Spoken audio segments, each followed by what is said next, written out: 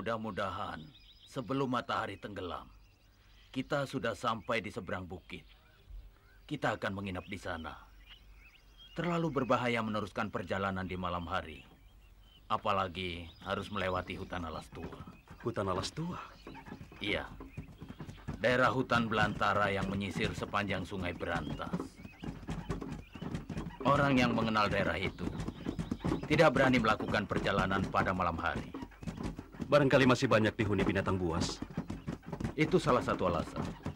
Tapi yang jelas, akhir-akhir ini, daerah itu sudah tidak aman lagi. Maksud Bapak? Beberapa waktu silam, ada sebuah perahu dagang yang melintas Sungai Berantas yang membelah hutan alas tua, hendak menuju ke pusat kerajaan. Sebetulnya, orang-orang Dukuh Jambi sudah memperingatkan supaya mereka menginap saja di bandar. Tapi mereka tidak peduli. Mereka meneruskan perjalanan. Lalu? Pagi-pagi sekali, ketika orang mulai turun ke sungai, mereka menemukan bangkai perahu mereka.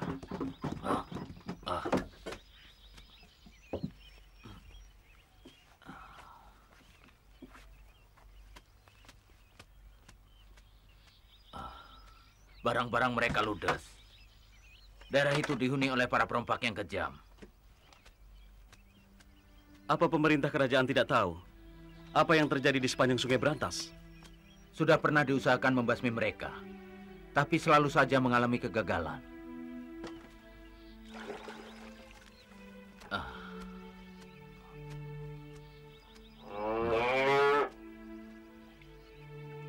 Begitu prajurit kerajaan sampai di sana, mereka telah lenyap, entah kemana. Dan kalau prajurit sudah kembali ke pusat kerajaan, perompak itu kembali merajalela.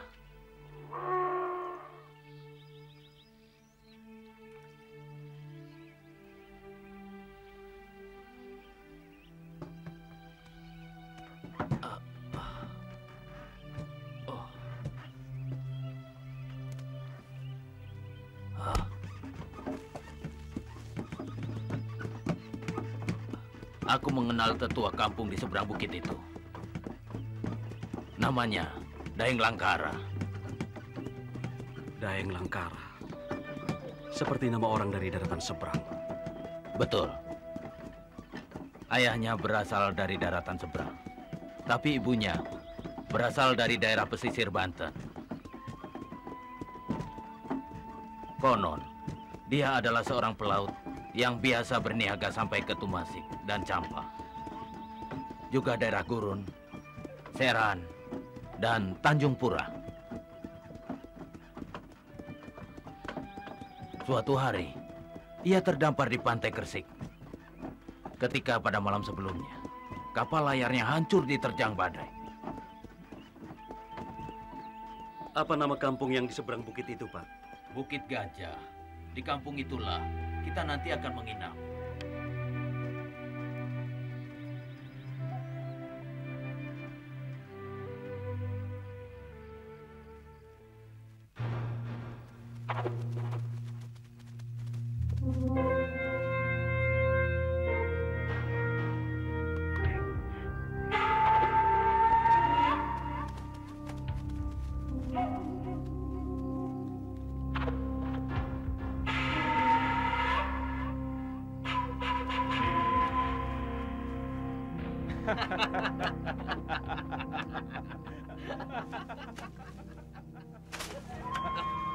Apa itu?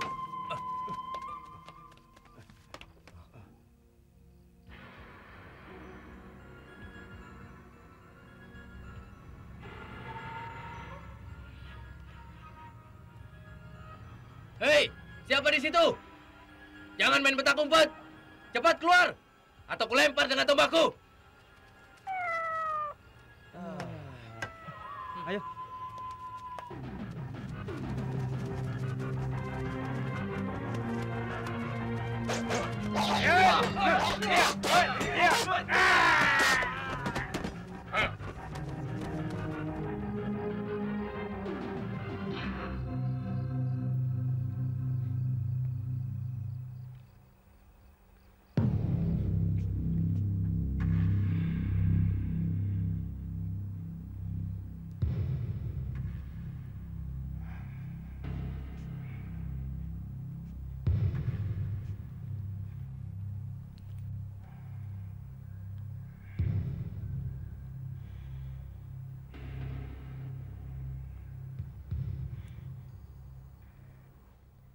Ingsun sengaja memanggil Paman Pati Sebakangkang untuk menghadap.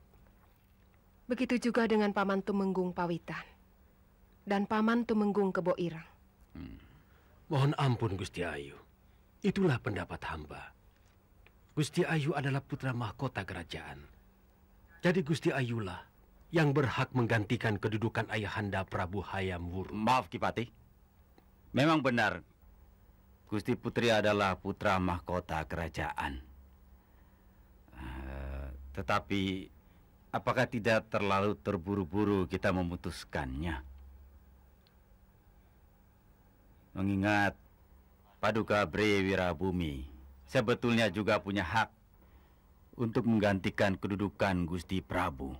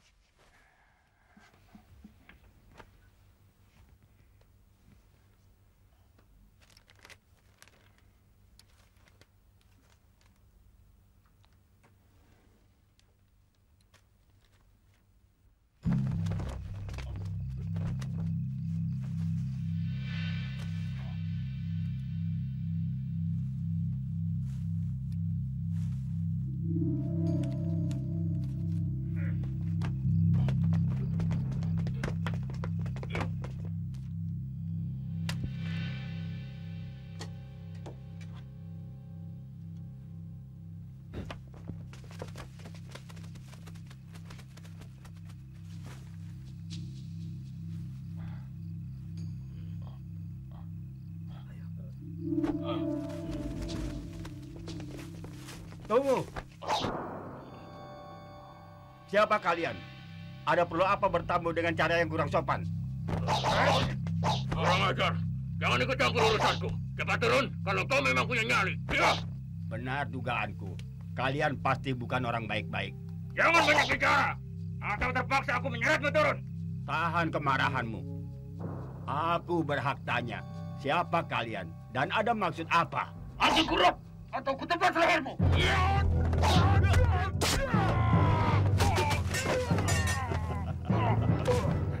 Besar juga nyalimu. Tapi kata-kata kotormu itu membuat aku tidak sabaran.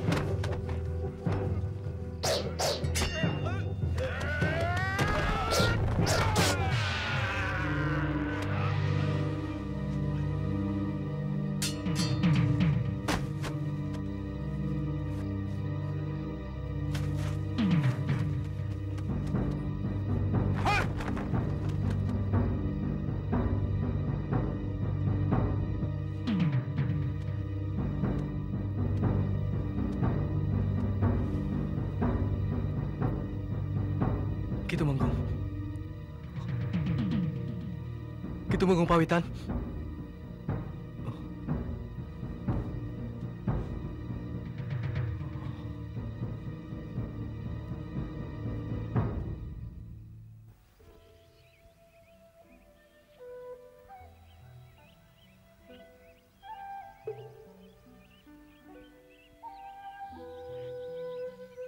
Hendak menuju kemana mereka itu, Pak?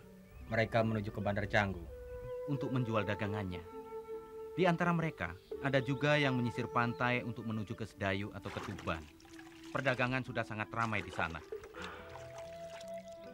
Banyak kapal-kapal besar yang singgah untuk berniaga. Hasil-hasil bumi seperti padi dan palawija, serta hasil hutan lainnya, dikirim melalui perahu menuju ke daerah pesisir untuk ditukar dengan kain atau garam atau sejumlah uang kepeng. Aku percaya daerah pesisir itu tidak kalah ramainya dengan pusat kerajaan. Pasti banyak orang asing yang tinggal di sana.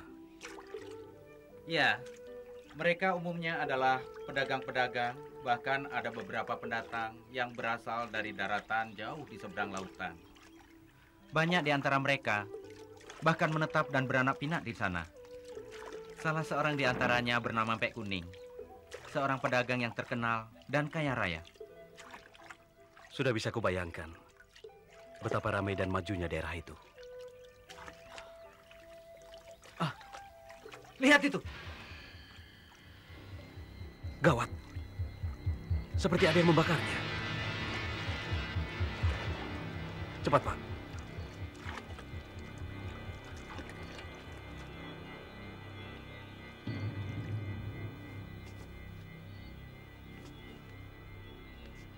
Persoalannya semakin rumit. Tumenggung Pawitan punya pengaruh kuat dan paling mendukung Gusti Putri Kusumawardhani. Dengan kata lain, menurut Ki Patih, terbunuhnya Tumenggung Pawitan punya kaitan dengan persoalan tahta. Apakah kesimpulan itu tidak terlalu terburu-buru, Lemo Peteng? Masih terlalu samar untuk menarik garis hubungannya. Betapapun samarnya, tidak ada salahnya berjaga-jaga. Wafatnya Sang Nata membuat suasana makin panas. Jika diizinkan, hamba dan Kidang Bawuk akan melacak latar belakang kematian Tumenggung Pawitan. Hati-hatilah. Kalian salah sedikit saja bisa membuat masalah semakin runyam.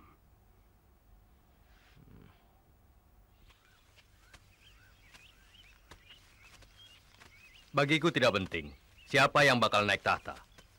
Gusti Putri, Brewirabumi, atau orang lain sekalipun.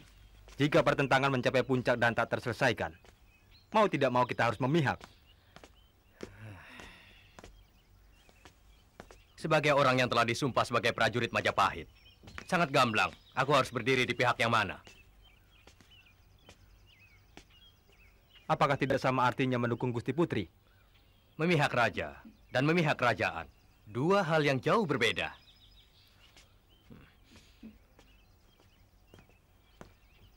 Kadang-kadang aku bingung juga untuk mengambil sikap. Apalah artinya prajurit macam kita ini? Bersikap atau tidak, takkan merubah keadaan.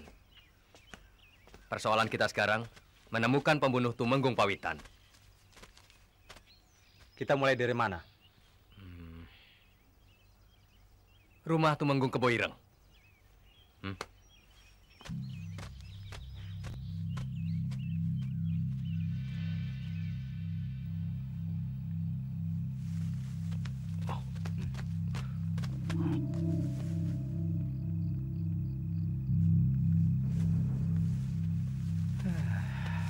Percuma saja. Sejak awal aku memang tak yakin akan membawa hasil. Setidaknya, kita punya titik pijak untuk memulainya. Karena Tumenggung Pawitan yang paling mendukung Gusti Putri, sedangkan Tumenggung Keboireng yang paling menentangnya. Kamu punya gagasan yang masuk akal? Entahlah. Yang jelas, memata-matai Tumenggung Keboireng merupakan tindakan yang sangat berbahaya.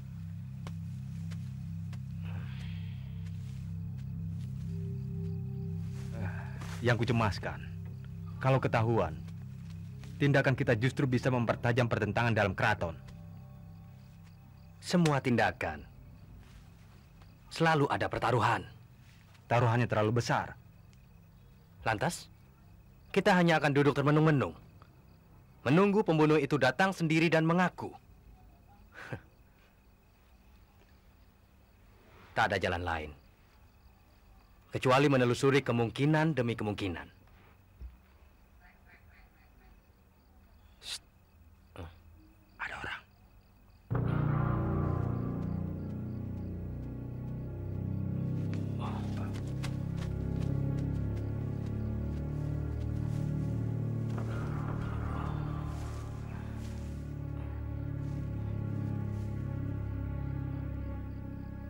Kejar Banter.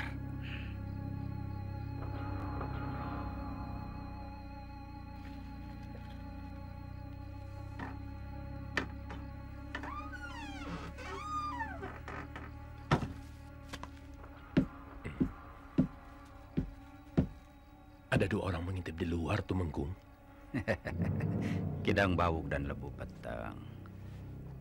Kedua anak ingusan itu diperintahkan untuk mengusut kematian Tumenggung Pawitan.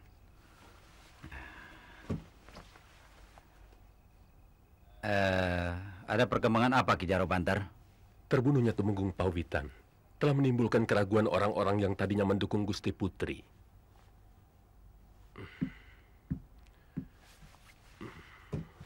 Untuk sementara, keadaan memang masih sulit ditebak.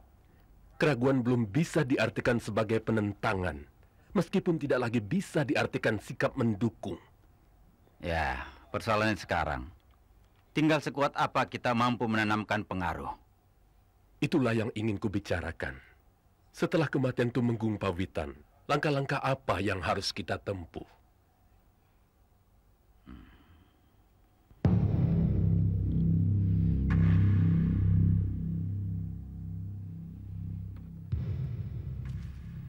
Untuk urusan apa Ki Jaro Banter menemui Tumenggung Kebo Ireng? Itulah repotnya. Kalau sudah dilandasi kecurigaan, saling mengunjungi bukan hal yang aneh dimanapun juga. Tapi tengah malam begini.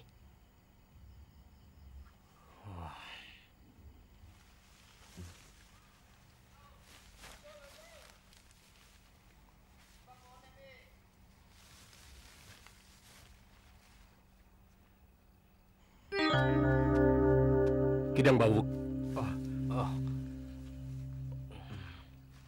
Apa yang kalian lakukan di sini?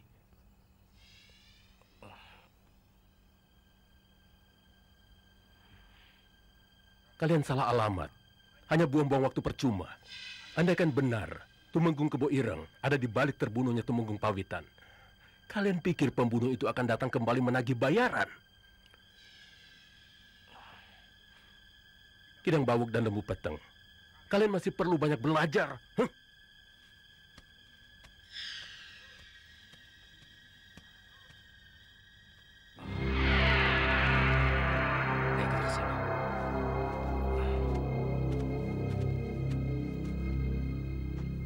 Sudah kukatakan sejak semula, kecerobohan bisa membuat persoalan semakin ruwet.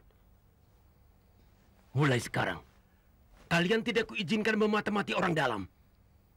Ampun, Ki Patih. Kami tidak tahu lagi dari mana harus memulai. Maaf, mengganggu Ki Patih.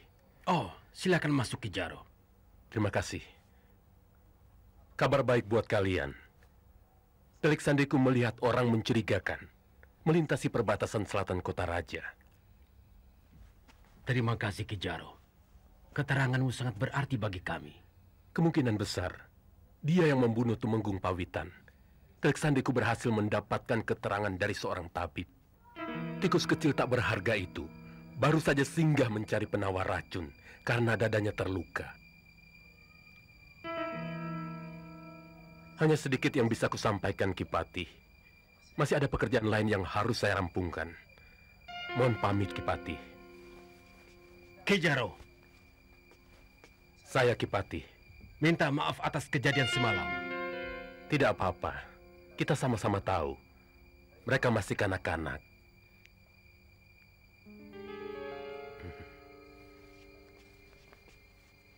Aku tidak ingin dengar kalian gagal. Pembunuh itu satu-satunya kunci untuk mengungkap kematian Tumenggung Pawitan. Tangkap dia hidup-hidup. Baik, Ki Patih.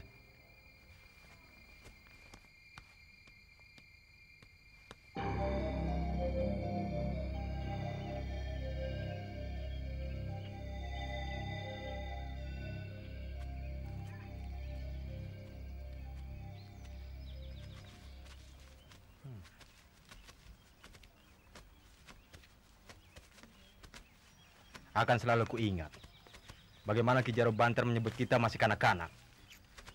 Orang kita buru itu tikus kecil tak berharga. Tak ada alasan untuk sakit hati. Kenyataannya memang begitu.